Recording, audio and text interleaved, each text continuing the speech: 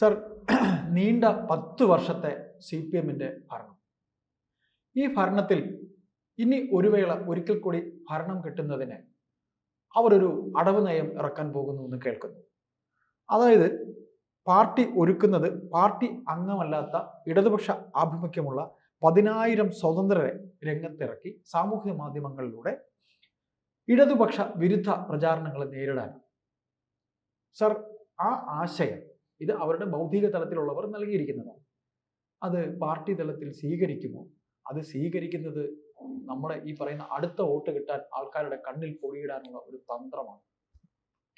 മലയാളി സമൂഹത്തിൻ്റെ ഒരു ഏറ്റവും വലിയ പ്രശ്നം ബുദ്ധിജീവി നാട്യങ്ങളിൽ നമ്മൾ ആരാധനയോടെ കാണുന്ന ആൾക്കാരെ സൃഷ്ടിച്ചെടുക്കുന്നതിന് CPM മിടുക്കരാണ്. പക്ഷെ ആ രംഗത്തേക്ക് വരുന്നതിന് മുമ്പ് ആദ്യകാലത്ത് EMS കഴിഞ്ഞ് കെ ദാമോദരൻ കഴിഞ്ഞ് പി ഗോവിന്ദപിള്ള കഴിഞ്ഞ് എം എൻ വിജയൻ്റെ സ്റ്റേജ് കഴിഞ്ഞ് പിന്നെ മൊത്തം ഒരു ജീർണതയാണ്. പിന്നെ സമൂഹത്തെ മൊത്തത്തിൽ സ്വാധീനിക്കാൻ പറ്റുന്ന ആരെയും മുന്നോട്ട് കൊണ്ടുവരാൻ ബുദ്ധിജീവി രംഗത്ത് ഇവർക്ക് പറ്റിയിട്ടില്ല. അഭിപ്രായങ്ങൾ പറഞ്ഞ ഒത്തിരി പേരുണ്ട്. അത് സുനിൽപിള്ളയിടം തൊട്ട് ചിന്താചാരം വരെ അവരുടെ ബുദ്ധിജീവി പട്ടിക വരും. പക്ഷെ ഇവർക്ക് ജനങ്ങളെ സ്വാധീനിക്കാൻ പറ്റുന്നില്ല എന്നിവർ പരസ്യമായി സമ്മതിക്കുകയാണ്. എം സ്വരാജ് വരെ എം സ്വരാജ് ആ കൂട്ടത്തിൽ പെടുതാം. അപ്പോൾ ഇതിൻ്റെ ഒരു പ്രശ്നം എന്ന് പറഞ്ഞാൽ ഒരു ജീർണത ബാധിക്കാൻ തുടങ്ങുമ്പോൾ അതിൻ്റെ തകർച്ചയും തുടങ്ങും. 2-3 ഉദാഹരണങ്ങൾ പറയാം. ഏറ്റവും വൈബ്രൻ്റ് ആയിട്ടുള്ള മാർക്സിസ്റ്റ് പാർട്ടിയുടെ അല്ലെ CPIയുടെ അല്ലെ SFIയുടെ ശക്തി കേന്ദ്രം നമ്മുടെ തൊട്ടടുത്തുള്ള മഹാരാജാസ് കോളേജ് എറണാകുളമാണ്. ഇപ്പോൾ മഹാരാജാസ് കോളേജിലാണെങ്കിൽ ഒരു കാലഘട്ടത്തിൽ അവിടെ പഠിപ്പിച്ചിരുന്ന വിദ്യാർത്ഥികൾ മാത്രമല്ല അധ്യാപകർ കേരളം മുഴുവൻ അറിയപ്പെടുന്നവരായിരുന്നു. MK Sanu, M Achuthan, Leelavathi, Thomas Mathew, ഇങ്ങനെ അനേകം പേര്. ഇന്ന് സമൂഹം അറിയുന്ന ഒരൊറ്റ അധ്യാപകൻ്റെ പേര് പറയാൻ പറ്റും ഇല്ല. എന്തുകൊണ്ടാണ്? ആ ജീർണത അങ്ങോട്ട് ബാധിച്ചു പോവുക. അതുപോലെ സാഹിത്യ കൃതികൾ ബംഗാളി എന്ന് പറയാൻ വന്നിട്ടുണ്ട്, കേരളത്തിൽ ഒരു കാലത്ത് വന്നിട്ടുണ്ട്, ചെറുകാടിൻ്റെയൊക്കെ കാലത്ത്. ഇപ്പോൾ സമൂഹത്തിൽ ജനങ്ങളെ സ്വാധീനിക്കുന്ന ഏതെങ്കിലും കൃതിയോ എഴുത്തുകാരനോ ഗ്രന്ഥകാരനോ ആ കൂട്ടത്തിലുണ്ടോ? അശോകൻ ചെരുവിൽ അവരെ അടിമയാണ്. അശോകൻ ചെരുവിലിനെ അറിയുന്ന എത്ര പേരുണ്ട്? അശോകൻ ചെരുവിലിൻ്റെ കൃതികൾ എത്ര പേര് ചർച്ച ചെയ്യുന്നുണ്ട്? എം മുകുന്ദനും അടിമയാണ്. അല്ല, എം മുകുന്ദന് ചർച്ച ചെയ്യുന്നു. പക്ഷേ എം മുകുന്ദൻ പണയം വെച്ചു. എം മുകുന്ദൻ സ്വതന്ത്രമായിട്ട് കുറച്ചൊക്കെ പറഞ്ഞുകൊണ്ടിരുന്നു. എന്നോ പറഞ്ഞു വെച്ചു. ഇതിങ്ങനെ എല്ലായിടത്തും ഉണ്ട്, പഴയ കാലത്തുണ്ട്. അത് ഇവിടെ മാത്രമല്ല, ലോകത്തുള്ള എല്ലാ കമ്മ്യൂണിസ്റ്റ് പാർട്ടിയിലും. നിങ്ങൾക്ക് ഉത്തരകൊറിയയിലെ ഒരു നല്ല സാഹിത്യകാരൻ്റെ പേര് പറയാമോ? ചൈനയിലെ പറയാമോ? എന്തിന് ഇപ്പോഴത്തെ റഷ്യയിലെ പറയാമോ? ടോൾസ്റ്റോയുടെയൊക്കെ ഒപ്പം നിൽക്കുന്ന ഒരാളുടെ പേര് പറയാമോ? സാർ, അതിന് സമയമില്ല സാർ. ഇല്ല, അതിനാർക്കും സമയമില്ല. അപ്പം ആ തകർച്ച ഇന്ന് CPM ഇവിടെ തിരിച്ചറിഞ്ഞിരിക്കുന്നു. അതിന് പകരം ജനങ്ങളെ പറ്റിക്കാൻ വേണ്ടി നമ്മുടെ കുറുക്കൻ പെയിൻ്റ് അടിച്ച് വന്ന പോലെ ജനങ്ങളെ പറ്റിക്കാൻ വേണ്ടി ബുദ്ധിജീവി നാട്യത്തിൽ കുറേ ഇറക്കും. അതാരും ആകാം. അത് ഉദ്യോഗസ്ഥന്മാരാകാം, NGOമാരാകാം, ചുമട്ടുകാരാകാം. ആരെ ബുദ്ധിജീവിയായിട്ട് ഇറക്കാം. എങ്ങനെ പറയാൻ പറ്റുന്നത്? അതാണ് ബുദ്ധിജീവി നാട്യത്തിന് അംഗീകാരം കിട്ടുന്ന ഒരു സാംസ്കാരിക പശ്ചാത്തലം അവിടെ ഉണ്ടാക്കിയിട്ടുണ്ട്. ആ പശ്ചാത്തലമാണ് അത്. ഉദാഹരണം കുറേ കൂടെ ബെസ്റ്റ് ഉദാഹരണം പറഞ്ഞാൽ, ചില സഭകളുടെ പാസ്റ്റർമാർ ഉത്തരേന്ത്യൻ സംസ്ഥാനങ്ങളിൽ മതപ്രചരണത്തിന് പോകുമ്പോൾ അവരുടെ പേര് തന്നെ കളയും ആദ്യം. ഇവിടെ വേറെ ഫ്രാൻസിസും ജോയിയൊക്കെ അവിടെ ചെല്ലുമ്പോൾ വിജയനും ഗോവിന്ദനും ഗംഗാധരനും ഈ രീതിയിലേക്ക് ശശീന്ദ്രനൊക്കെ ആയിട്ട് മാറും. അപ്പോൾ എന്തിനാണ് മാറുന്നത്? ഹിന്ദു കമ്മ്യൂണിറ്റിയിലേക്ക് കിടന്നു കയറാൻ മാനസികമായൊരു ബാരിക്കേഡുണ്ട്. പേര് കൊണ്ട് തന്നെ തിരിച്ചറിയും ഞാൻ ഹിന്ദു അല്ല. ആ തിരിച്ചറിവ് ഒഴിവാക്കി ഒന്നുമല്ലാത്ത മട്ടിൽ ചെന്ന് പറ്റാൻ വേണ്ടിയുള്ള അതേ ശ്രമം തന്നെയാണ് ഇന്ന് CPM സ്വീകരിക്കുന്നത്. അത് CPMൻ്റെ തകർച്ചയുടെ ലക്ഷണമാണ്. നാളെ നമ്മൾ വായിക്കാൻ പോകുന്ന വാർത്ത ഇവർക്കെല്ലാം ശമ്പളം കൊടുക്കും. ഇപ്പം ഏരിയ സെക്രട്ടറിമാർക്കും ബ്രാഞ്ച് സെക്രട്ടറിമാർക്കും വരെ ശമ്പളമായി. ഈ പ്രചാരകർക്ക് ശമ്പളം കൊടുക്കും. കുറേ ശമ്പളം കൊടുക്കുന്ന മാർഗം എന്താ? ഭരണം ഉണ്ടെങ്കിൽ. ബ്രാഞ്ച് സെക്രട്ടറിക്ക് ശമ്പളമില്ല, ഏരിയ സെക്രട്ടറിക്ക് ശമ്പളമുണ്ട്. ഫുൾ ടൈമേഴ്സ് അല്ല, ബ്രാഞ്ച് ഫുൾ ടൈമേഴ്സിന് ശമ്പളമുണ്ട്. അപ്പോൾ ഈ ശമ്പളം ആ വ്യവസ്ഥയിലേക്ക് കുറേ ആൾക്കാർ CPM എന്ന് പറഞ്ഞ് നടക്കും. ആ ഒരു അവസ്ഥയാണ് കേരളത്തിൽ സൃഷ്ടിക്കുന്നത്. പിന്നെ രണ്ടാമത്തെ കാര്യം, നമുക്കൊക്കെ പറ്റുന്നൊരു കുഴപ്പം സംഘടനാ ബലത്തെക്കുറിച്ചുള്ള, സംഘടനാ സംവിധാനത്തെക്കുറിച്ചുള്ള അമിതമായ ധാരണയാണ്. ഇപ്പോൾ CPM ഇപ്പോൾ ഏത് ചർച്ചയിൽ ഏത് രാഷ്ട്രീയ നിരീക്ഷകനും പറയും CPMൻ്റെ സംഘടിത ശക്തി, സംഘടനാ ശക്തി അതിനെ മറികടക്കും. ശരിയാണോ? വീണ്ടും നമുക്ക് കഴിഞ്ഞ ഒരു 15 വർഷമായിട്ട് അല്ലെങ്കിൽ 20 വർഷമായിട്ട് +2 മുതൽ കോളേജുകളിൽ പഠിച്ചു വന്ന കുട്ടികളിൽ 90% SFIക്കാരായിരുന്നു വോട്ട് ചെയ്തിരിക്കുന്നത്, കോളേജിൽ വോട്ട് ചെയ്തിരിക്കുന്നത്. അങ്ങനെ ആ 90% വെച്ച് ഓരോ വർഷവും ഇൻക്രീസ് ഉണ്ടായിട്ടുണ്ടെങ്കിൽ ഇന്ന് CPM ഒറ്റയ്ക്ക് കേരളം ഭരിക്കാം. അവർ വോട്ട് ചെയ്യാൻ പോയിട്ടുണ്ടോ? അവർ വോട്ട് ചെയ്തിട്ടില്ല. കോളേജ് വിട്ടപ്പോൾ തന്നെ രാജ്യം വിട്ടു. ഒന്നുകിൽ രാജ്യം വിട്ടു, അല്ലെങ്കിൽ ഇവരോട് നന്ദി പറഞ്ഞ് മാറി. ഏതെങ്കിലും സംഭവിച്ചിട്ടുണ്ട്. അപ്പോൾ ഈ സംഘടനാ ശക്തി എന്ന് പറയുന്ന സാധനം മനുഷ്യനെ പറ്റിക്കാനുള്ള സാധനമാണ്. അത് നമ്മൾ വിഴുങ്ങുകയാണ്, ഇവരുടെ പ്രചരണം അങ്ങ് വിഴുങ്ങുകയാണ്. ഈ സംഘടനാ ശക്തി പ്രകടിപ്പിക്കാൻ ഒരു കോൺഗ്രസും ഇവരുമായിട്ടുള്ള വോട്ടിൻ്റെ അനുപാതം എത്ര വരും? 24 മണിക്കൂർ. ചെറിയ ശതമാനം. ഇന്നിപ്പോൾ നമ്മൾ ഈ സമയം എടുത്താൽ CPM ഒരു 1000 യോഗങ്ങളെങ്കിലും സെമിനാറുകളെങ്കിലും പല സ്ഥലത്തായിട്ട് നടക്കുന്നുണ്ട്. ഈ സംഘടനാ ശക്തി എന്ന് പറയുന്നത് ഇപ്പം നമ്മൾ 10 മണി അല്ല 11 മണി ഈ സമയത്ത് CPM-വുമായി അതിൻ്റെ പോഷക സംഘടനയുമായി ബന്ധപ്പെട്ട എത്ര മീറ്റിംഗ് നടക്കുന്നുണ്ടെന്നോ, എത്ര യോഗങ്ങൾ കേരളത്തിൽ നടക്കുന്നു? അല്ല, മീറ്റിംഗ് അല്ല, യോഗങ്ങൾ, സെമിനാറുകൾ, ചർച്ചകൾ, സ്റ്റഡി ക്ലാസ്സുകൾ, ബുദ്ധിജീവികളുടെ അവതരണം, ഇവരുടെ പല സംഘടന ഉണ്ട്. NGO യൂണിയനുണ്ട്, ചുമട്ടുതൊഴിലാളികളുണ്ട്, പാർട്ടിയുടെ അല്ല ഞാൻ പറഞ്ഞത്, പോഷക സംഘടനകളുടെ. അപ്പോൾ ഈ മറിച്ച് കോൺഗ്രസിൻ്റെയോ മാർക്സിസ്റ്റ് പാർട്ടിയുടെ ഒരു 1000 ഇത്തരം പരിപാടികൾ നടക്കുന്ന കോൺഗ്രസിൻ്റെ ഒരു 100 പോലും നടക്കുന്നില്ല. തീർച്ചയായിട്ടും.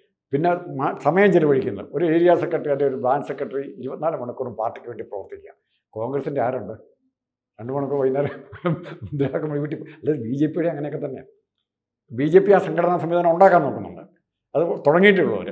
പക്ഷെ മറിച്ച് മാർക്സിസ്റ്റ് പാർട്ടി ഇപ്പോൾ സംഘടനാ സംവിധാനം ഉണ്ടാക്കിയിട്ട് പോലും ജനങ്ങളെ കോൺഗ്രസ് മാർക്സിസ്റ്റ് പാർട്ടിയുള്ള വോട്ടിൻ്റെ വ്യത്യാസം തന്നെ പറയാമോ? സാറ് പറഞ്ഞത് തന്നെയാണ്, സംഘടന കുറെ കൂടെ ബലമാണ്. അല്ല, സംഘടനാ ശക്തിയുണ്ട്, പക്ഷെ വോട്ട് അനുഭാവം ഇല്ല, ബലമില്ല ജനത്തിന്. പിന്നെ ഇവിടെ ഇവർക്ക് ഏറ്റവും വലിയ ഇത് പറയുന്നത് ഇപ്പോൾ BJPക്ക് ഒരു ഗുണമായിട്ട് വന്നിട്ടുള്ളത് ഇവർ അസംബ്ലി പാർലമെൻറ്റ് തെരഞ്ഞെടുപ്പ്. നമ്മൾ കേരളത്തിലെ കമ്മ്യൂണിസ്റ്റുകാരെ രണ്ടായിട്ട് തിരിച്ചുകയാണ്. അസംബ്ലി മാർക്സിസ്റ്റുകാരും പാർലമെൻറ്റ് മാർക്സിസ്റ്റുകാരും. പാർലമെൻറ്റ് മാർക്സിസ്റ്റുകാരുടെ എണ്ണം വളരെ കുറവാണ്. അതെന്താ അങ്ങനെ വരുന്നത്? അല്ല, ആളുകൾ സംഘടനാപരവും ആശയപരമായ അടിത്തറയുണ്ട്, അങ്ങനത്തെ ഒരു കുറവ് വരാൻ പാർലമെന്റ് ഇലക്ഷൻ വരാൻ പാടില്ല. തീർച്ചയായിട്ടും. CPM അവർ വോട്ട് ചെയ്യുന്നത്, അല്ലാണ്ട് എന്തുകൊണ്ട് CPM അവിടെ വോട്ട് ചെയ്യുന്നില്ല? ലോക്സഭയിലേക്കുള്ള ഒരു കൺസെപ്റ്റ് വേറൊന്നാണ്. അല്ല, കൺസെപ്റ്റ് ആ കൺസെപ്റ്റ്. അപ്പോൾ ഇത്തരം പേര് CPM വിട്ട് മറ്റൊരു ചിഹ്നം കണ്ട വോട്ട് ചെയ്യാൻ ഏത് പരിസ്ഥിതിയിലും തയ്യാറാണ്. അതെ, അതാണ്. അപ്പോൾ അതിൻ്റെ അർത്ഥം തന്നെ CPM-ഉം കോൺഗ്രസും തമ്മിലുള്ള വോട്ടിൻ്റെ ഡിഫറൻസ് വളരെ കുറയാണ്, വളരെ കുറവാണ്. CPM ഒരു വോട്ടിന് വേണ്ടി മെനക്കെടുന്ന സമയം ഒരു 10 മണിക്കൂർ മെനക്കെടുമെങ്കിൽ കോൺഗ്രസ്സിന് 1 മണിക്കൂർ മെനക്കെട്ടാണ്. അതിന് BJPക്ക് വോട്ട് കിട്ടുന്നു, വളരെ പെട്ടെന്ന്. BJPയുടെ ഗ്രോത്ത് വളരെ പെട്ടെന്ന് സ്റ്റഡി ആയിട്ട് പോവുകയാണ്, അല്ലേ? അതെ. അപ്പോൾ അതിൻ്റെ കാരണം തന്നെ BJP ജനങ്ങളുടെ മുമ്പിൽ അവതരിപ്പിക്കുന്ന, അല്ലെ കോൺഗ്രസ് ജനങ്ങളുടെ മുമ്പിൽ അവതരിപ്പിക്കുന്ന കാര്യങ്ങളെക്കാൾ സ്വീകാര്യത വളരെ കുറവാണ്. ആരുടേത്? ഈ കമ്മ്യൂണിസ്റ്റ് പാർട്ടിയുടെ. ആ സത്യം അവർ തിരിച്ചറിഞ്ഞ് ഇപ്പോൾ അവർ കോമ്പൻസേറ്റ് ചെയ്യാൻ വേണ്ടിയാണ് അവർ പല കലാപരിപാടികളും കാണിക്കുന്നത്. ഇനിയും ജനങ്ങളെ കബളിപ്പിക്കാൻ പറ്റുമോ സാർ? അപ്പോൾ അതിന് ആ കബളിപ്പിക്കലാണോ സാർ ഈ ലക്ഷ്യമിടുന്നത്? CPM-ന്റെ ഈ ബുദ്ധിജീവികൾ, ഇപ്പോൾ സാറ് തുടക്കത്തിൽ പറഞ്ഞ പോലെ കപട ബുദ്ധിജീവികളെ വരെ അവർ ഇറക്കിയിട്ട്, ഇപ്പോൾ ഒരു എഴുത്തുകാരൻ്റെ പേര് നമുക്ക് പറയാനില്ല, ഒരു ഇടതുപക്ഷം M സ്വരാജ് മത്സരിച്ചപ്പോൾ അവിടെ വന്നു പോയത് ആരൊക്കെയായിരുന്നു? അപ്പോൾ നമ്മുടെ ബഹുമാനപ്പെട്ട അഡ്വക്കേറ്റ് ജയശങ്കർ പറഞ്ഞത് എന്തെന്നറിയോ? ജയശങ്കർ സാർ പറഞ്ഞത്, നിങ്ങൾക്കറിയില്ല, രാഷ്ട്രീയക്കാരെക്കാളും വിഷജീവികളാണ് ഈ സാഹിത്യ പ്രവർത്തകർ, നിങ്ങൾക്കറിയില്ല. വിഷജീവികൾ എന്നാ പറഞ്ഞത്. ജോയി മാത്യം പറഞ്ഞു. വിഷജീവികൾ എന്നാ പറഞ്ഞത്. അപ്പൊ ഈ സാഹിത്യ പ്രവർത്തകരെ ഇറക്കിയിട്ട്, ഈ വിഷജീവികളെ ഇറക്കിയിട്ട് എന്താ അവർ ചെയ്യാൻ പോകുന്നത്? എനിക്ക് മനസ്സിലാവുന്നില്ല. മുഖ്യമന്ത്രിയുടെ ഓഫീസിൽ ഒരു കവിയുണ്ട്, അദ്ദേഹത്തിന് പ്രസംഗം എഴുതി കൊടുക്കാൻ ഒരു കവിയുണ്ട്, അശോകൻ ചെരുവില്. ഇപ്പൊ അവരുടെ പ്രഭാവർമ്മ ഉണ്ടായിരുന്നു. പ്രഭാവർമ്മയാണ് ഇപ്പൊ ഇരിക്കുന്നത്. ഇത് പ്രസംഗം എഴുതി കൊടുക്കുന്ന പ്രഭാവർമ്മയാണ്. അപ്പോ ഈ പറയുന്ന സാറ് പറഞ്ഞതുപോലെ നമ്മുടെ ഈ സംസാരത്തിന്റെ അവസാനം എനിക്ക് ചോദിക്കാനുള്ളത്, CPM ഇത്തരത്തിൽ വോട്ടർമാരെ കണ്ണിൽ പൊടിയിടാൻ ഇറക്കുന്ന ഈ 10,000 പടകളെ കൊണ്ട് അവർക്ക് എന്തെങ്കിലും നേട്ടം ഉണ്ടാകുമോ? അല്ലെങ്കിൽ ഈ കപട ബുദ്ധിജീവികളെ തിരിച്ചറിയാൻ ജനത്തിന് കഴിയില്ലേ എന്ന് കൂടെ സംസാരിച്ചുകൊണ്ട് നമുക്ക് ഈ സംസാരം അവസാനിപ്പിക്കാം. ജനം വളരെ പെട്ടെന്ന് തിരിച്ചറിയും, വളരെ പെട്ടെന്ന്. ഓൾ ഓഫ് എ സഡൻ ജനം തിരിച്ചറിയും. ഇപ്പം തന്നെ തിരിച്ചറിഞ്ഞു കഴിഞ്ഞിട്ടുണ്ട്. അല്ലെങ്കിൽ അവിടെ നിലമ്പൂരത് കണ്ടില്ലേ, KR മീര ഉൾപ്പെടെയുള്ള പേര് പറഞ്ഞില്ലെന്നേ ഉള്ളൂ, ഞാൻ പ്രഭാവർമ്മയുടെ പേര് പറഞ്ഞതേ ഉള്ളൂ. ഈ സാഹിത്യകാരന്മാരെല്ലാം അവിടെ ചെന്നിട്ട് ഇവർ പരീക്ഷിക്കുന്നതിനെന്നറിയോ? ഒരു കാലത്ത് പരീക്ഷിച്ച് വിജയിച്ച ഒരു സൂത്രമുണ്ട്. സുരേഷ് കുറുപ്പ് കോട്ടയത്ത് മത്സരിക്കുമ്പോൾ, ഉദാഹരണം ഞാൻ പറയാം, സുരേഷ് കുറുപ്പ് കോട്ടയത്ത് മത്സരിക്കുമ്പോൾ അദ്ദേഹത്തിൻ്റെ കൂടെ പഠിച്ചവർ, അദ്ദേഹത്തെ പഠിപ്പിച്ചവർ, അധ്യാപകർ, TMS സ്കൂളിലെ SFIക്കാരനായിട്ട് അവിടെ ജയിക്കില്ലായിരുന്നു. CPM-കാരനായിട്ട് കോട്ടയം പാർലമെന്റിൽ സുരേഷ് കുറുപ്പിന് ജയിക്കാൻ യാതൊരു ചാൻസും ഇല്ല. പക്ഷേ അവിടെ ഒരു മൃദു CPM-നെ അവതരിപ്പിക്കാൻ സുരേഷ് കുറുപ്പിലൂടെ അവതരിപ്പിക്കാൻ സഹായിച്ച ചില ഘടകങ്ങളുണ്ട്. അതുമില്ല, സുരേഷ് കുറുപ്പിന്റെ മുഖം ഒരു അതെ. അപ്പം ആ ഒരു അക്സെപ്റ്റൻസ് സുരേഷ് കുറുപ്പിനെ നേടിക്കൊടുക്കാൻ സഹായിച്ച ഈ അധ്യാപകരും സാഹിത്യ അവിടെ കോട്ടയം. അതൊക്കെ ഇവരുടെ ബുദ്ധിയാണ് സാർ, ഇടതുപക്ഷ ബുദ്ധിയാണ്. പക്ഷെ ആ ബുദ്ധി പിന്നെയും ചിലവാകുമോ? ഒരു പ്രാവശ്യം നമ്മൾ പറ്റി. അല്ല, അതിന് മാറ്റം ഉണ്ടായത് ബഹുമാനപ്പെട്ട മുഖ്യമന്ത്രി പാർട്ടി സെക്രട്ടറി ആയ ശേഷമാണ് അത്തരം കാര്യങ്ങളൊന്നും ഇല്ലാതെ പോയത്. അത് സാറിന് പറയേണ്ടി വരും. അത് ബുദ്ധിജീവികളെ കാണുമ്പോൾ അലർജിയാ. അല്ല, ബുദ്ധിജീവികളെന്നല്ല, അതിനും നമുക്കൊരു തോട്ട് വേണം. അതായത് EMSന് ശേഷം ഈ പാർട്ടിയെ നയിക്കാൻ ബുദ്ധികേന്ദ്രം ഇല്ലാതെ പോയത്. അത് കഴിഞ്ഞ 15 വർഷം കൊണ്ട് വേണം. ഏറ്റവും കൂടുതൽ തലച്ചോറ് ഉപയോഗിച്ച്, അല്ലെങ്കിൽ നമ്മൾ ചിന്തിക്കാൻ, ചർച്ച ചെയ്യാൻ പ്രേരിപ്പിച്ച തെറ്റും ശരിയുമായി ഒത്തിരി കാര്യങ്ങൾ സമൂഹ മധ്യത്തിൽ അവതരിപ്പിച്ചത് CPM ആണ്, അല്ലെ കമ്മ്യൂണിസ്റ്റ് പാർട്ടിയാണ്. തീർച്ചയായും. പക്ഷെ മറിച്ച് ഇന്ന് തലച്ചോറ് മാറ്റി വെച്ചിട്ട് മസിൽ പവറായി. ഈ പറയുന്ന പോലെ തലച്ചോറ് വേണ്ട. സാർ, അതുകൂടെ ഞാൻ പറഞ്ഞോട്ടെ.